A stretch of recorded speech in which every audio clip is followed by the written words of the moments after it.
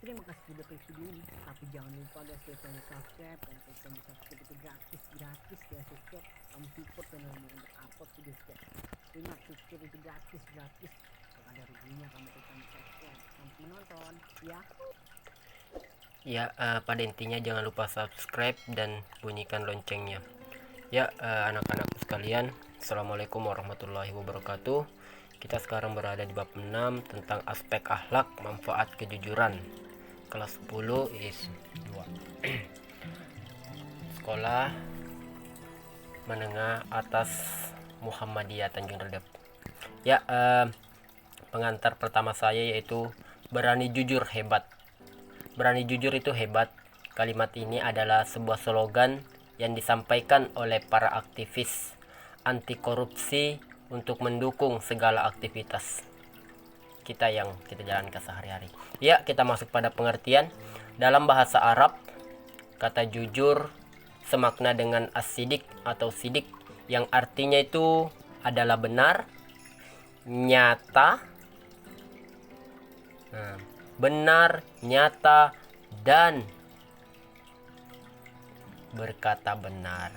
Nah, sedangkan lawan kata jujur adalah dusta atau dalam bahasa Arab al-kazibu. Nah, itu adalah pengertian dari jujur. Secara istilah, jujur atau as-sidik dapat diartikan yang pertama, kesesuaian antara ucapan dan perbuatan. Bagaimana kita menyesuaikan antara ucapan dan perbuatan kita. Yang kedua, kesesuaian antara informasi dan kenyataan. Yang ketiga, kelengasan dan kemantapan hati. Yang keempat, sesuatu yang baik yang tidak dicampuri kedustaan. Ya.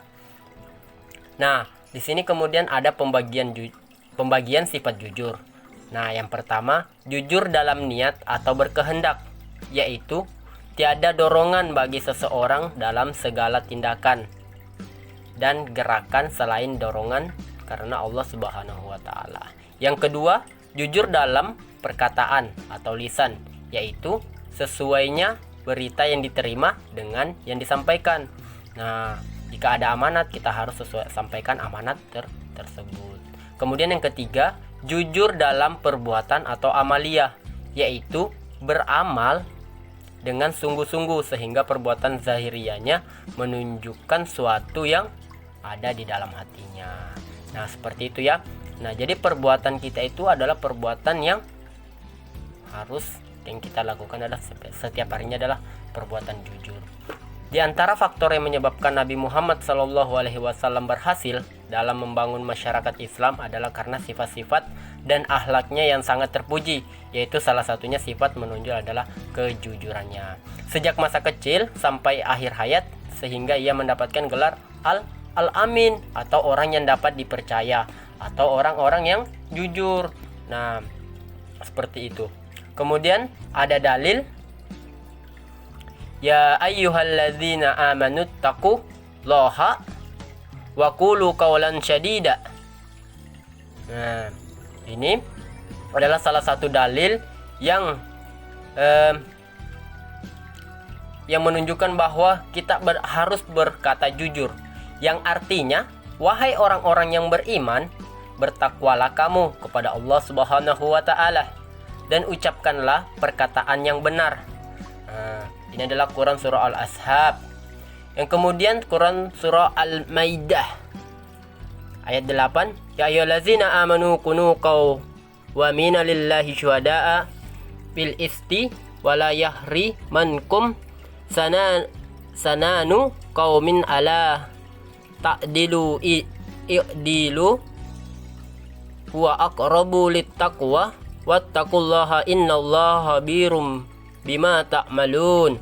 Nah, ini Quran surah Al-Maidah ayat 8. Nah, ini adalah juga salah satu yang diperintahkan kita untuk bersikap jujur kepada Allah Subhanahu wa taala. Yang artinya, wahai orang-orang yang beriman, jadilah kamu sebagai penegak keadilan karena Allah ketika menjadi saksi dengan adil, dan janganlah membenci terhadap sesuatu kaum, mendorong kamu untuk berlaku tidak adil. Berlaku adil karena adil itu lebih dekat kepada takwa, dan bertakwa kepada Allah. Sungguh Allah menteliti terhadap apa yang kita kerjakan. Nah, dari Quran surah Al-Maidah kandungannya yaitu ayat ini memerintahkan kepada orang mukmin agar melaksanakan amal dan pekerjaan mereka dengan cermat, jujur, ikhlas karena Allah Subhanahu wa taala. Baik pekerjaan yang bertalian dengan urusan agama maupun pekerjaan yang bertalian dengan urusan kehidupan duniawi. Karena hanya dengan demikianlah mereka dapat sukses dan memperoleh hasil balasan mereka harapkan. Dalam persaksian mereka harus adil menerapkan apa yang sebenarnya harus diterapkan. Kemudian Quran surah At-Taubah ayat 119. Ya ayyuhalladzina amanu taqullaha wa kunu ma'as sadiqin. Wahai orang-orang yang beriman, bertakwalah kepada Allah Subhanahu wa taala dan bersamalah kamu dengan orang-orang yang benar. Jadi kita harus bersikap adil, bersikap jujur terhadap orang lain. Nah, seperti itu ya. Agar kita beriman kepada Allah Subhanahu wa taala. Kandungan Quran surah At-Taubah ayat 119. Dalam ayat ini Allah Subhanahu wa taala menunjukkan seruannya dan memberikan bimbingan kepada orang-orang yang beriman kepadanya dan rasul-rasulnya agar mereka tetap dalam ketakwaan serta mengharapkan ridhonya dengan cara menunaikan segala kewajiban yang telah ditetapkannya dan memenuhi segala larangan yang telah ditentukannya, dan hendaklah senantiasa bersama orang-orang yang benar dan jujur mengikuti ketakwaan yang sesuai perintah Allah Subhanahu wa taala. Adapun contoh-contoh perilaku jujur. Yang pertama, meminta izin atau berpamitan kepada orang tua ketika akan pergi kemanapun. Nah, jadi teman-teman ketika ingin keluar rumah, teman-teman harus izin dulu kepada orang tua. Yang kemudian yang kedua, tidak meminta sesuatu di luar kemampuan kedua orang tua. Itu adalah maksudnya kita paham terhadap keadaan orang tua. Yang ketiga, mengembalikan uang sisa belanjaan meskipun kedua orang tua tidak mengetahuinya. Nah, banyak anak-anak sekarang ketika disuruh beli Pixin, kemudian ada ansulnya 5.000, itu tidak dikembalikan kepada orang tuanya. Keempat, melaporkan prestasi hasil belajar kepada orang tua meskipun dengan nilai yang kurang baik. Nah, ini banyak kan anak-anak sekarang ya. Nah, itu kita harus sampaikan. Kemudian yang kelima, tidak memberi atau meminta jawaban kepada teman ketika sedang ujian atau menyontek. Itu adalah salah satu perbuatan tidak jujur ketika kita menyontek. Yang keenam, mengatakan dengan sejujurnya alasan keterlambatan datang sekolah.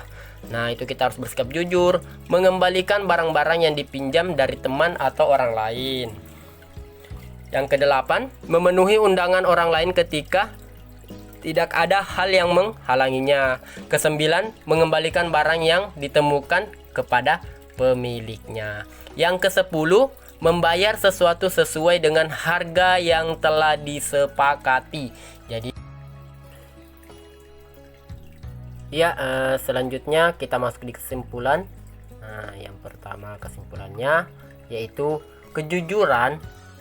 Sebuah kejujuran itu akan menciptakan sebuah ketenangan. Yang pertama, yang kedua kesejahteraan, yang ketiga kedamaian, yang keempat kenikmatan, yang kelima keselamatan lahir batin baik dunia maupun akhirat. Nah, itu ya. Nah, sedangkan kedustaan akan menimbulkan kegoncangan, kegelisahan, kekacauan, dan konflik. Ya, terima